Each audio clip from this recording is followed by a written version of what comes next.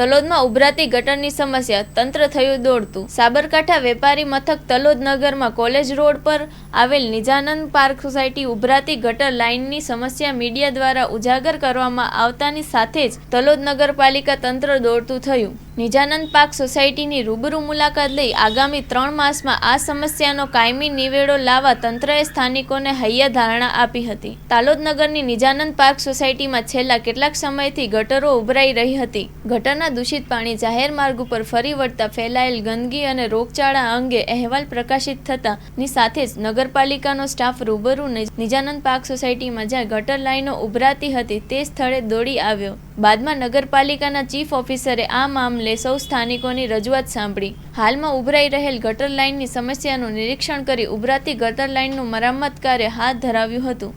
આગામી 3 માસમાં આ સમસ્યાનો કાયમી નિવેડો લાવવા ચીફ ઓફિસર શિવાબેન સોનીએ સોસાયટીના સૌ સ્થાનિકોને હૈયાધારણા આપતા મામલો સંભાળ્યો હતો। Report by Sabar Parmar, Talod.